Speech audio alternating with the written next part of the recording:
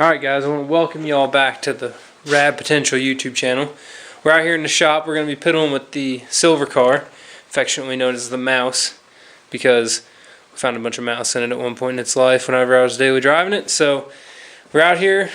It's the first time I've driven the car last weekend in probably a year after taking it apart to put a full Bridgeport 12A in this car. Made about 210 wheel horsepower in another car with a Holley carburetor on it. So I swapped that out for a Weber. And today we're going to adjust the float level on this carburetor, because what's going on now is it's either the float or the fuel pressure. The fuel pump's not enough. Is I can get it lit off into a burnout and it'll pull through like first gear and then it'll run out of fuel. So either the float's set too low or the fuel pump doesn't have enough flow. It's just got a cheesy little Edelbrock fuel pump that you can pick up at like O'Reilly's in there. I had a Carter in it, but it died, so I just grabbed one on the way home one day to make sure I could make this thing run. But this one is a 1980 RX-7. I've had it for, it'll be 4 years now. It's my first rotary car, and it's kind of fun. I enjoy it. We're gonna get her fixed up, kind of a little info on it. Full Bridge 12A, just have a steering wheel in it, mostly stock interior. Got a roll bar and a Sparko Sprint seat. It's mounted on the factory sliders, but it works for now. Holds in there better. And then the only thing is it's got cut front springs because I'm cheap, and a GSL limited slip rear axle. And it's on skinnies right now for maximum burnouts, because just trying to get it back on the road here in the future. So I'm going to go ahead and pull this float bowl top of this Weber off, and we'll show you what's going on in there. Alright, so we got the float bowl bolts out. So you can see here all these. I'm going to go ahead, and I took the AN line off too, which we had to do some JB weld action to get that actually an AN. It used to just be a regular fitted line. Oh wait. Shoot, forgot to take the cap off. So on a Weber, underneath this little cap, one thing that they're awesome for doing is right in here is your jets and your orifice tubes and all the stuff that happens in here to make fuel and air mix and atomize and stuff. But this cap is what holds the float, which you can see there. So for those new to carburetors, as this moves up and down, if you see this little ball in here, it pushes that up, which shuts off the fuel flow to the carburetor. So on a Weber, how you kind of adjust these on these style, that little tab on the edge of the float, you can bend that up and down. That'll adjust the level at which it controls the fuel in the carburetor, because as you push this up like that, it would close it, and you'd have that about that much fuel in there, and then it's going to drink fuel. It'll come down and let more in, and then as you let off the gas, it'll fill back up. So basically what the car's doing is it's sucking this dry and it's not getting enough fuel in it fast enough. So I think that I'm going to raise the float level up a little bit, which should fix the problem, hopefully. If not, I'll just start pouring fuel out of the trumpets over there. So on these, how you set them is they're supposed to be, you hold it so that it barely touches the ball, and there's supposed to be 14 millimeters in between the top of the float bowl float itself, the black plastic piece, and the bottom of the top cap of the carburetor. So we're going to go ahead and measure that off, check it, and I'm going to put it back in the car. One thing they also say not to do is whenever you're setting the float, there's a spring on that ball. So if you have it tilted too far or push on this, which you can't do it upside down, you want to make sure that the spring isn't being depressed. So I'm going to adjust that, and we'll put it back together and fire this whole thing up.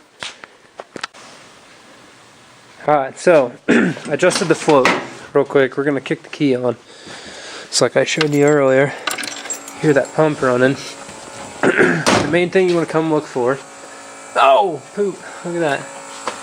Didn't even hook the fuel line back up. How dumb can I be? Alright. Let me put that back on. Not gonna be able to check the float if there's no fuel going to it.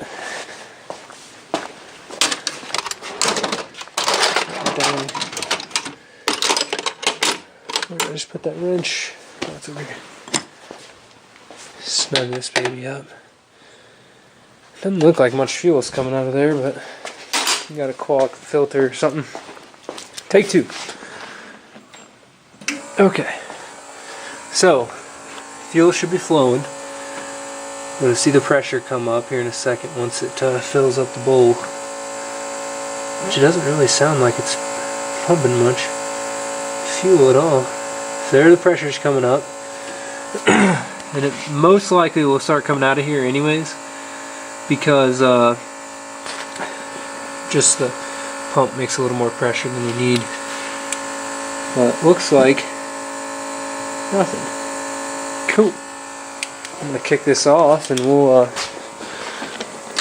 try to start this thing. I hope that this camera can handle it. This car is really loud. It has a full 2.5 inch exhaust all the way back with a little bullet muffler, and that is it.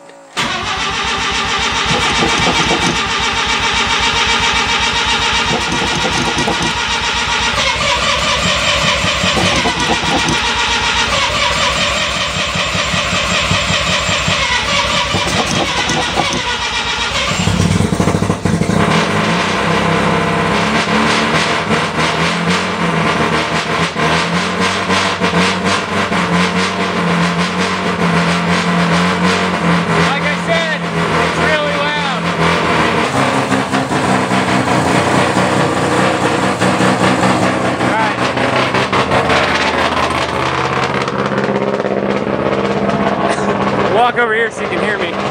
So I'm gonna let it warm up. We're gonna take it down the street, see if it'll do some burnouts, see what it does. But next time I see it, we'll be in the car on the street. You probably won't be able to hear any of the stuff I say when I'm in the car though, so. Camera died. We got it down here.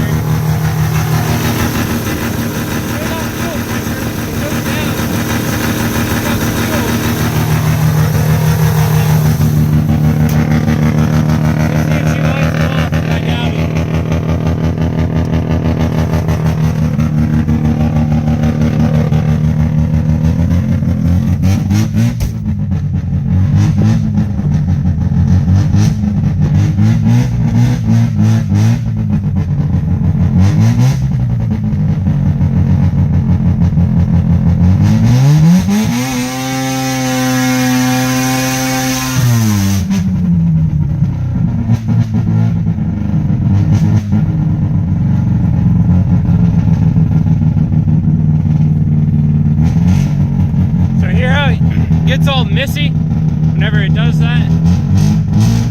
I think the fuel pump doesn't have enough juice to keep up.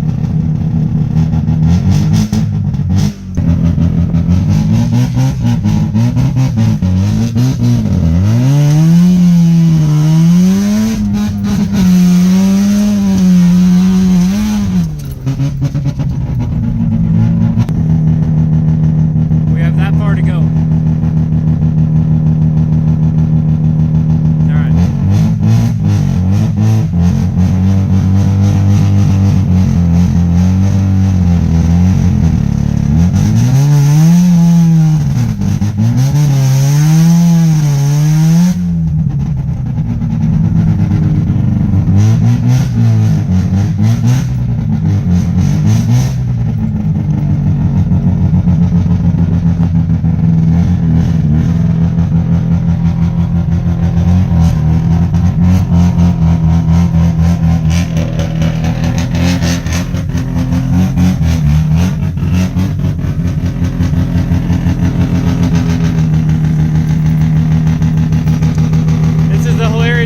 Shutting off a rotary.